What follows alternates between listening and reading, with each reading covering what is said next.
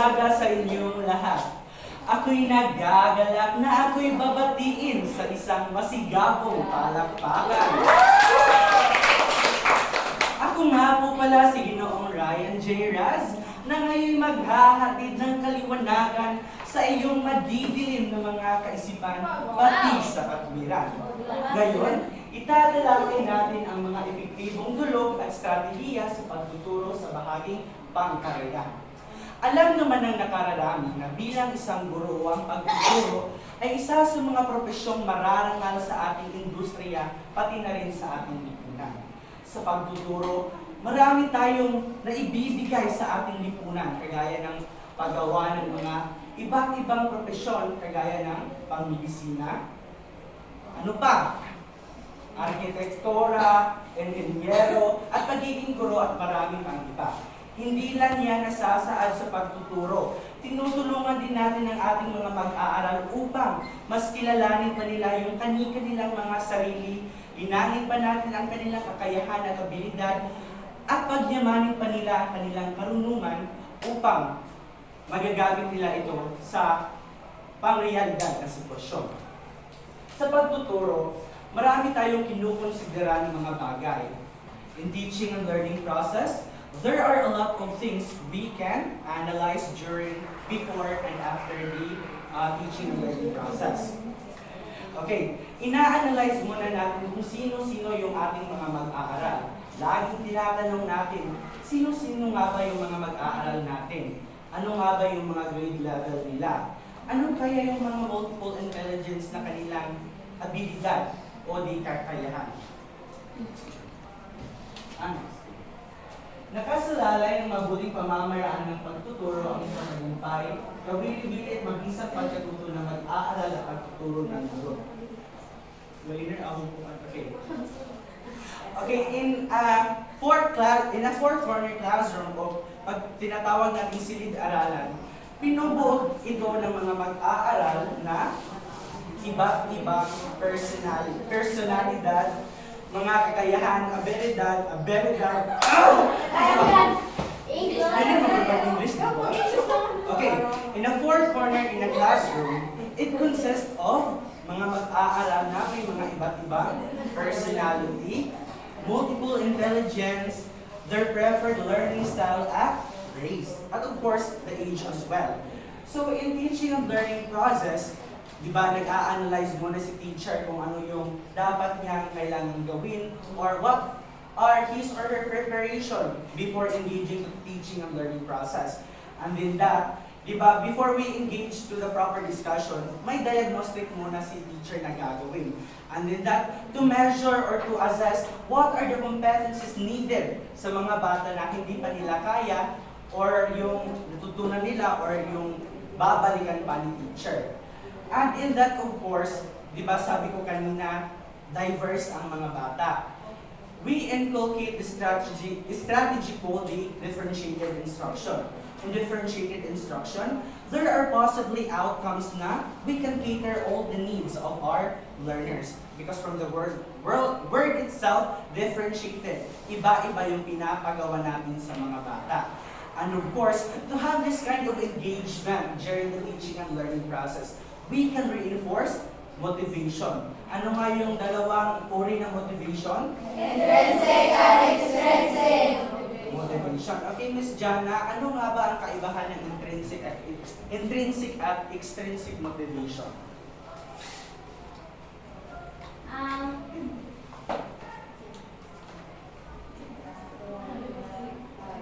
Ang intrinsic ay kanang something like yung sa papuri. Tapos ang extrinsic kay extrinsic.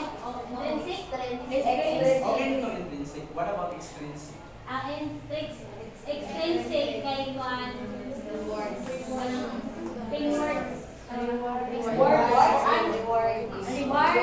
Okay, thank you, Miss Jana. Amoy on class, no? Mamatik kita. Okay. Pag sinasabi natin intrinsic motivation, Ito yung mga salitang iginagawa ni teacher or yung mga papuri or compliments na, very good, Miss Jana. Magaling, Miss Maxine. You have done a very good job. So yun yung mga intrinsic motivation na hinahangin yun sa learner mamatis because look, hinahangin yun ako ni teacher yan kay i-compliment ko yun niya because he appreciate my effort. Then for extrinsic motivation, these are the physical things that reinforce to be reward, like mga prices, school supplies, foods, and just like recently the demonstration of Team June, yung katong star. Okay, next. Okay. Pag sinasabi nating pagdulog conceptual, ito ay just a representation of advanced organizer or graphic organizer. Para saan ginagamit natin ang graphic organizer? Ito ay binabalangkas natin o pinaghahati natin yung broad topic into subtopics. Like for example, noun. Hinahati natin ang noun into subtopics like, di pa may iyang mga types, which are the proper, common, mass, concrete, abstract, and marami pang iba. Sa advanced organizer din, pinapalawig nito at madali itong maiintindihan ng isang paksa ng sa mga kabataan para dili bitaw siya complicated. Then, can you give me some mga halimbawa ng graphic organizer? Fishbone, very good. Pag sinasabi natin fishbone, ito ay ginagamit sa aspecto ng cause and effect. Pag sa Filipino, ito ay ang sanlibutan buhay. What about other halimbawa? Concept Conceptual framework for research, other. We have the so-called Venn diagram. Para saan ang Venn diagram? Ginagamit ito sa pagkakabit ng dalawang bagay to assess what are their differences and similarities. Just like with Miss Anna Marie said, conceptual framework is for researches. And marami pang iba. Pwede din natin i-group yung natin. Baka makukonfuse kayo sa ating topic. It is more on teaching strategies or teaching approaches na ginagamit natin sa pagtuturo sa elementary. So some examples na aking i-base is may iba't ibang subject. Merong sa math, English, science. Basig na confuse ka mo. So just what I said earlier, differentiated instruction. We can have this so-called group activity where pwede natin siyang bibigyan ng ibang grupo ng iba't ibang paksa. Pwede siyang gagamitin ng yung concept map bitaw na, for example, freedom yung ito na grupo. Tapos magbibigay sila kanina ng mga insight at opinion regarding about that. So that's it lang sa pagdulog conceptual. Pag sinasabi natin pagdulog conceptual, ito yung representation lang siya ng graphic organizer. Sa pamaraang microwave sa pagtuturo ng wika, ito ay sumasalamin din sa pagdula-dulaan or the engagement of the learners during the teaching and learning process. Maihahabing natin yung teaching approach na jigsaw strategy. Are you familiar with jigsaw strategy? Yes.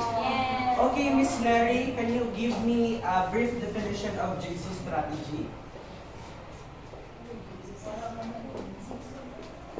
Okay, pag sinasabi natin jigsaw strategy, ang klase ay hinahati into group. And in every group, there should have a specific topic. And of course, we have the so-called expert participant. And after that, is ang pamamaraang microwave is somewhat like is a ciclo or cycles. Diba? Naglibot-libot itong jigsaw strategy where ang expert participant coming from the group 1 will go to group 2 para i-explain niya. And in this pamamaraang microwave na siya 3 dimension where pagsasaugaling pang kaalaman. Ito ay yung prior knowledge. Before engaging sa other group, the group 1 will collaborate, will brainstorm about their specific topic. And in that, after they gather, and of course, diba, we have time allotment. After ng time allotment, the expert participant coming from the group 1 will go to another group, which is the group 2. Then yan dayon mo si kalinawan. Si kalinawan is somewhat like how the way you explain your topic in the second group, where you have this so-called pananagutan. You are accountable. You are responsible of what you're saying. Because sabi nga nila na ang pagtuturo ng maling konsepto is the greatest sin as a teacher. Next. Okay. Walang one-size-fits-all approach because, of course, there's no teaching approach na gagamitin natin nga suited for all. It is because lahi-lahi we have our uniqueness that is inclined that we are being different from others. Lalaki ako, babae ka mo. Okay, no. It is walang one-size-fits-all approach. It is because we have different strengths and weaknesses. Magaling ka sa linguistic, magaling ka sa kinesthetic, magaling ka sa naturalistic, interpersonal, spatial or visual, and marami pang iba. However, kagaya ng sinabi ko kanina, wala nang one-size-fits-for-all approach. However, we have this differentiated instruction where learners can engage or try to experience other than their forte nga, magaling ako sa linguistic. Through differentiated instruction, I can experience to be inclined with the musical, with the kinesthetic, and many more. Next. Okay, so pamaraang pagbuod o inductive method, ang lagi nyo lang tatandaan is sa inductive method, nagsisimula ang proseso ng pagkatuto sa pinaka-basic and fundamental, then magle-level up siya until sa complicated cases. So for example, noun yung pinag-uusapan natin. Noun, ano nga yung noun sa Filipino? Pangalan. Okay, pangalan yung paksa natin. Diba pag noun yung paksa natin, it's kind of a broad. So, bago natin pupuntahan yung noun in a general, si teacher o yung guro ay nagdi-discuss muna yung mga types, which is katong mga basic pa lamang, like common and Proper noun. Okay. Sa pamarang inductive method, merong proseso ito, 5 proseso. Paghahanda. Ito yung paghahanda na isinasaad dito yung mga prior knowledge ng mga bata ni teacher, yung proper noun at common noun, di ba? Amo yun ang pinaka-basic na noun. Pag sinasabi natin proper noun, ito ay okay, Miss Abigail, pag sinasabi natin proper noun, ito ay specific at isinusulat sa malalaking hapit. Okay. Pag common noun naman, ano siya? Ito ay general. Kagaya ng bata, Simbahan. nanay, tatay, simbahan. Ganon yun siya. Sinusulat siya sa maliit na itik. So it's just a simple pa lamang. Pero paglalahad, tinatry ni teacher nga mag-add siya ng other types of noun. Pwede na musun si mass noun. Can you give me an example of mass noun?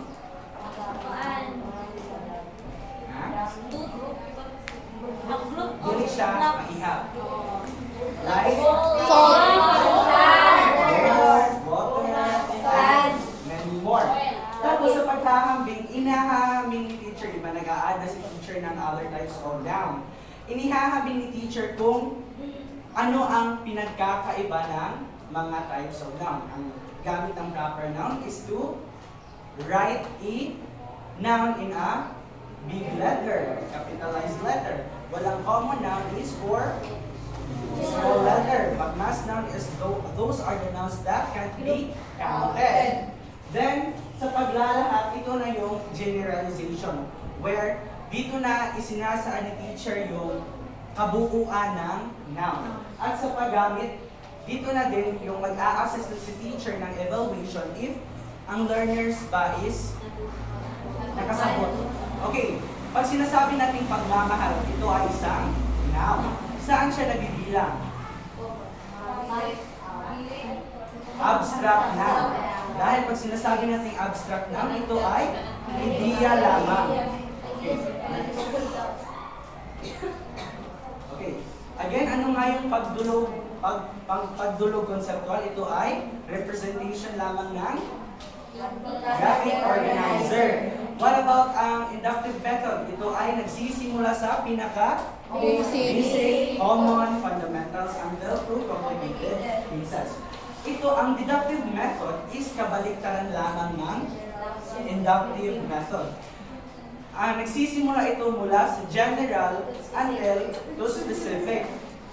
Next, Napanimula o introduction, pagbibigay ng tuntunin o patuturan. So, we will not further explain that because it is somewhat like the contrast of inductive method. Okay. Pamaraang pabalak of project method. When we talk about project method, it is the collaborative learning. Kasabot kami ng collaborative learning? Yes. Okay. If we have collaborative effort, if we have collaborative learning, we have collaborative effort. If we have collaborative effort, we have the so-called collaborative learning project outcomes. Okay. So in project method, binibigyan ng oportunidad ang mga bata to socialize with his peers sa kanyang mga kaklase. Kaya mahahalin tulad natin yung educate natin yung may project tayong magagawa, which is yung mga non-digital instructional materials like diorama, picture, picture table, and rope and all display. So in that, we are being divided into four. And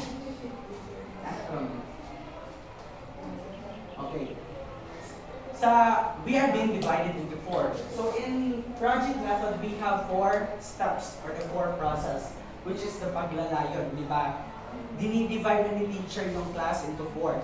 And you have a specific group, group 1, 2, 3, 4. Then sa paglalayon, of course, naka-assign yung iyo, dapat mahimo na output. Pero, dili pa na to siya ma-visualize. It is because we are still planning. Sa paglalayon, isinasaad dito na tayo pa lamang ay nag-brainstorm, nag-uusap, ano ang gagawin natin? Ano ang dapat, anong mga materials na what are the materials necessary for making in the process of diorama, picture table, saan tayo pupunta, saan tayo maghihinang? Yun siya. Maghinang. Ang pagbabalak is yung piniprepare na yung mga plano nyo. Just like in ADI model. Doon na tayo sa design. Na dinidesign na ninyo, piniprepare na ninyo yung mga gagawin ninyo, na planado na lahat. While ang sa pagsasagawa, yun yung process na po siya sa implementation. Yun yung nagtutulungan na kayo na you have your own role na dapat ikaw yung nag-paint, ikaw yung nag-gugupit ng mga papel. So yun siya, ang pagpapasya, it is the outcomes or yung proyekto na bali na the collaborative outcomes na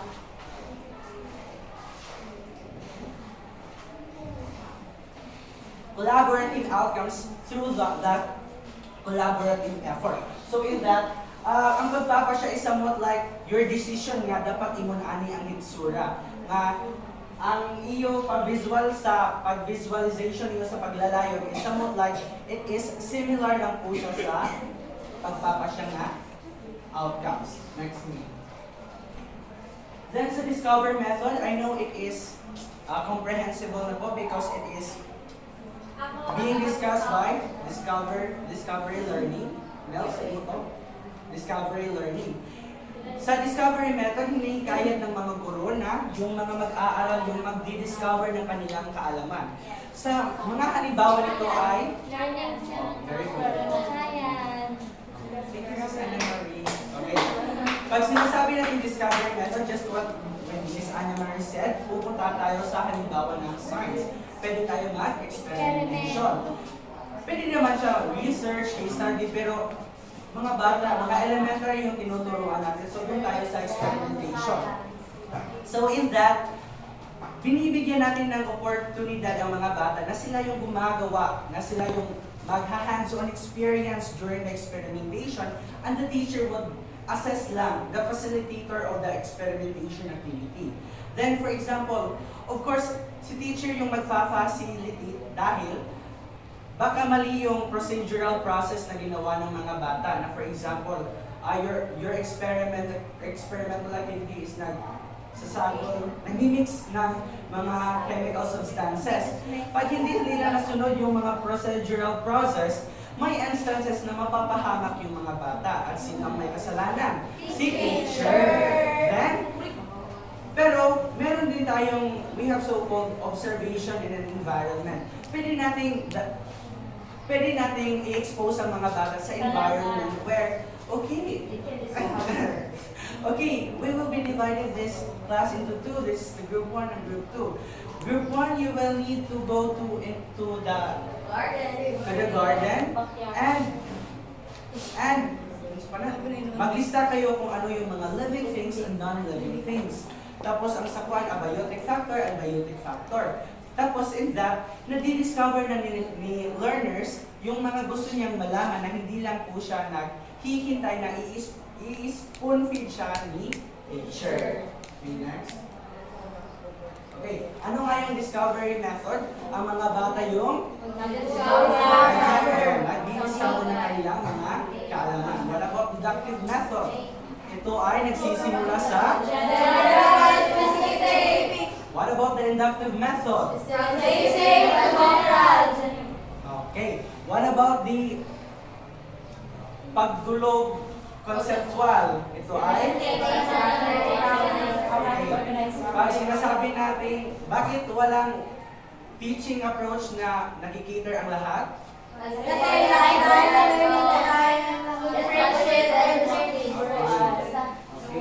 Okay, ang process approach, basahin. Ang proseso ng discard ay pagtuturo ay nakatungkol sa pagbuo ng mga kapanahe ng intelektual na kasanayan ng mga mag-aaral sa kanilang pagtuturo na pagbubuan ng kaalaman. From the word itself, proseso, the process. Ihahalin tulad natin ang halimbawa ng math problem. Di ba ang math problem, you have a process. Pupunta tayo sa pentas. Suwat-suwat din ang equation, ana, nakainom mo sa Math 101? Yes. Okay. So in that, imurang detail ang answer, pero wala ka gahatag ng explanation or the process itself kung ano yung uunahin mo. So in the process approach, as a teacher, you should explain nganong na change na siya, nganong kanilang answer, nganong kada. So in PEMDAS, you will need to discuss nga nung una man ang P, tapos E, tapos N, tapos D, tapos A, tapos S. So that is the process method. Yung may process siya, may step siya. Again, ano yung process method? Ito ay may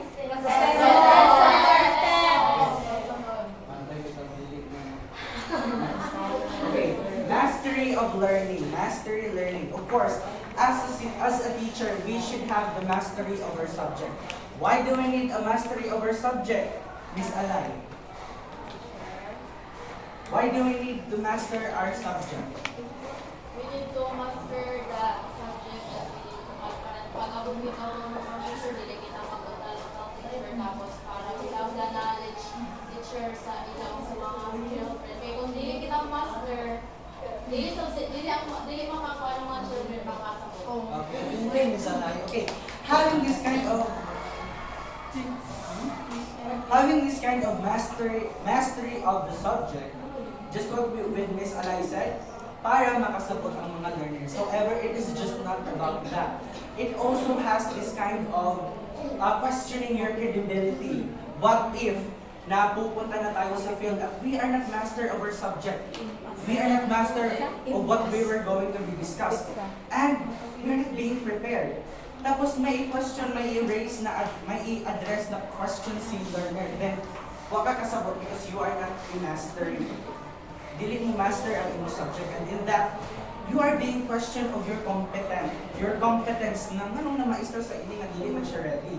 So in that we should be master of our subject, and it's because para if there are clarification that the learners would address, we have this opportunity to explain para ang ilang mga ang ilang mga kalibog ato silang ma-explain in a detailed manner, in an organized manner. Again, ano nga yung process method? Ito yung inductive. Inductive.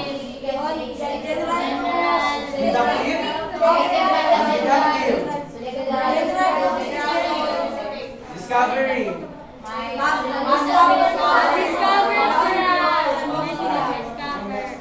Ang ISOSA in school of school approach, basahin. Ito ay isa sa kabutunaan sa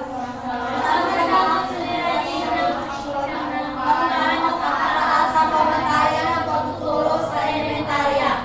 Paano mabababa ang halaga ng edukasyon at kung paano may tataas ang halaga ng edukasyon at kung paano malunasan ang kakulangan ng guro at silid-aralan.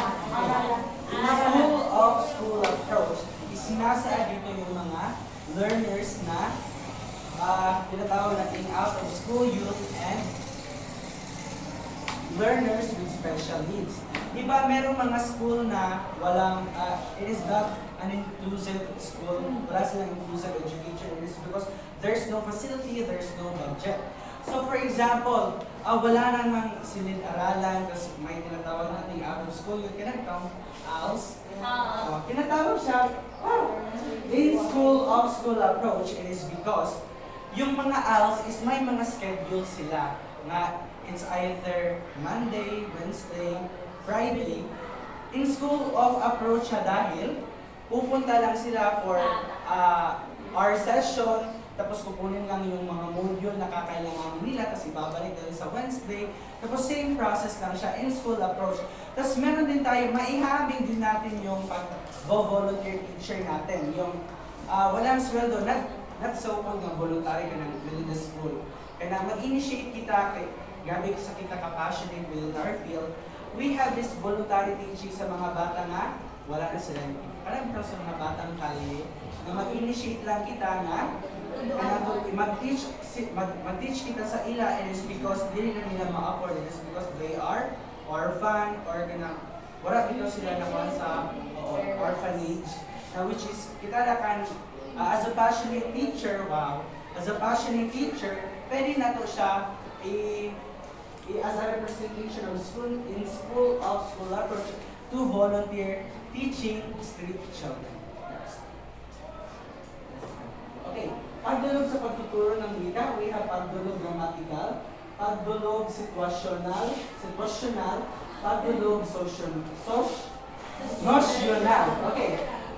Sa pagdulog grammatical, of course, we are teaching or tinuturuan natin yung mga bata ng mga grammatical context. Pero, of course, we are not perfect. As well as teachers, di ba? Na nakikita natin or na-observe na mostly teachers are not very fluent or fluent man galing siya, pero there are some grammatical context sa iya verbal speaking.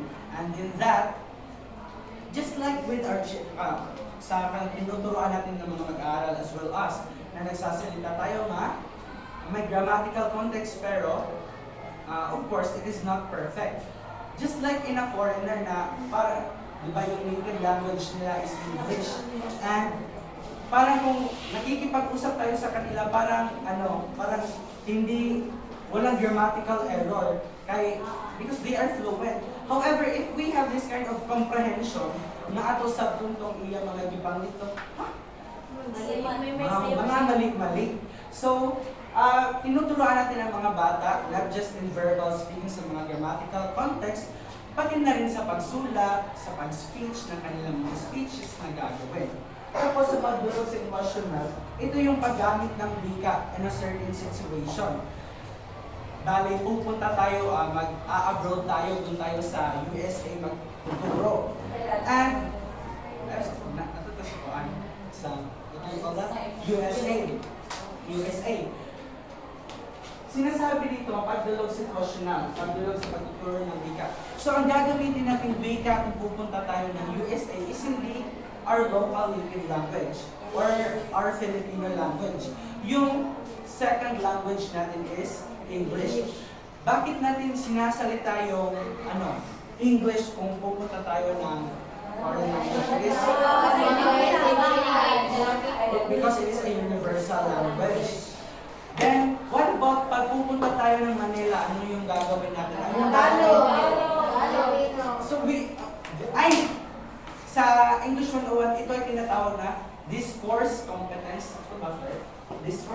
Discourse competence na ginagamit natin ang a certain language on a specific situation na appropriate siya. Pero, kung pupunta tayo ng Manila, of course, we should have to speak in Bisaya kay dili man na nila ay socio-cultural ito. Ang discourse competence is contextualization. Contextualization. Okay, I'm sorry. It is the social-linguistic.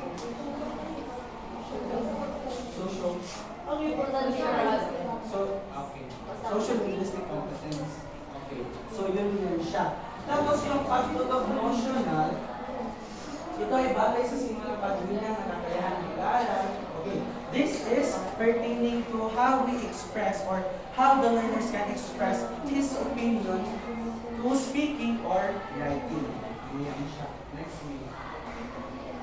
Okay. Ito ay ang mga halimbawa kung tayo ay may pagkakasusulit during sa pagtuturo natin in a 1 year. We have diagnostic test. Alam niyo na yan. What about aptitude test? Naglalayong tiyakin ang kahandaan ng mga mag-aaral sa pagmuling kurso. So in that, we can associate the example of NAT. Diba sa NAT, merong, yung NAT natin nung grade na, diba may senior high na yan to. Then, it is being divided into strand. Diba? Inkain na anak. Tapos, okay. Yung inkay is, it is divided into strand.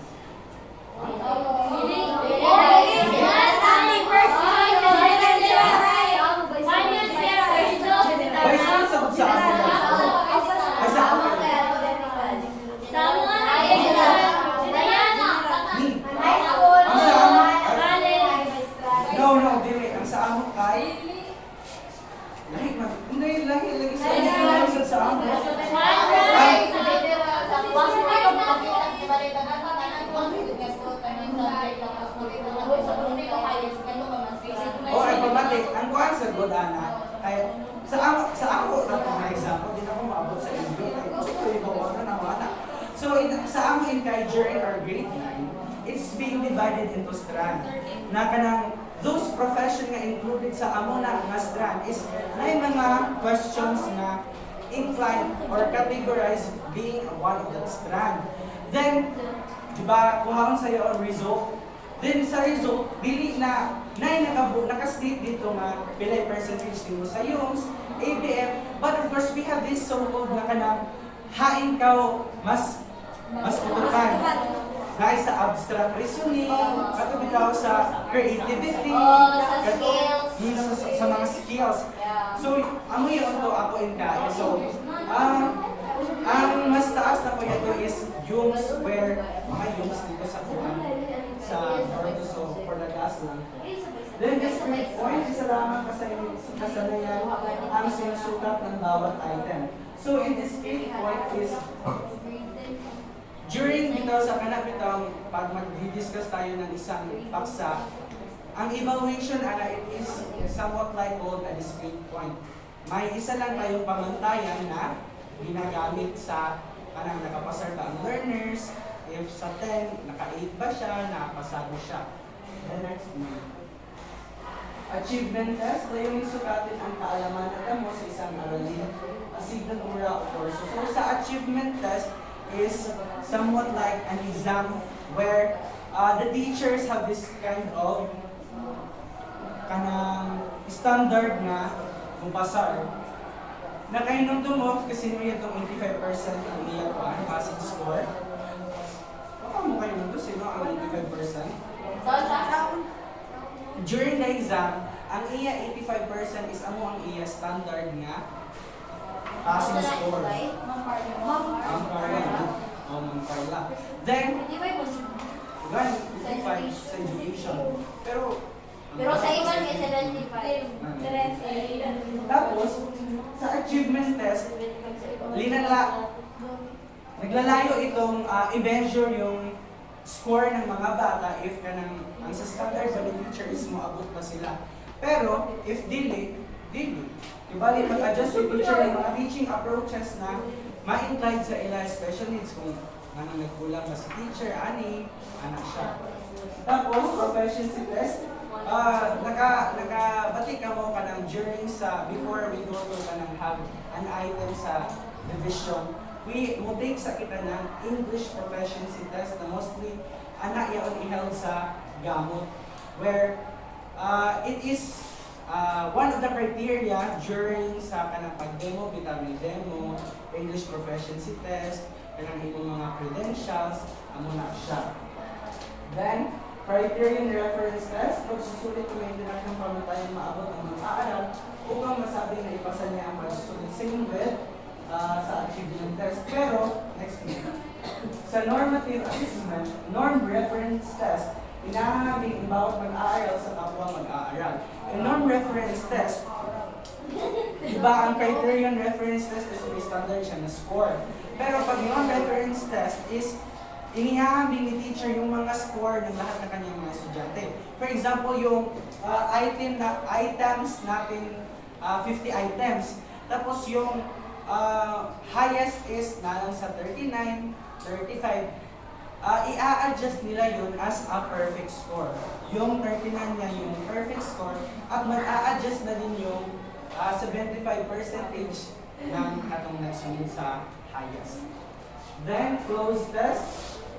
Sumusugat sa pagkalatag kasanilan, ayon din sa kalamang lingwistika, kalaman na kaugnayan sa salita, inalta sa balata sa buong teksto. Maihahabin din natin yung reading comprehension test, yung kinabitang i-incline kita o kanang fast reader, moderately reader, kanang frustration reader, nakainom ko during sa elementary, senior high, and junior high. And in that we are being guided with many story, one story, tapos there are guide questions there na mostly what is the definition or the synonym of this word na it is inclined with the story itself. Then, again, pag sinasabi natin pagdulog conceptual, ito ay inductive method. Adaptive. Discovery. Process. Isosa.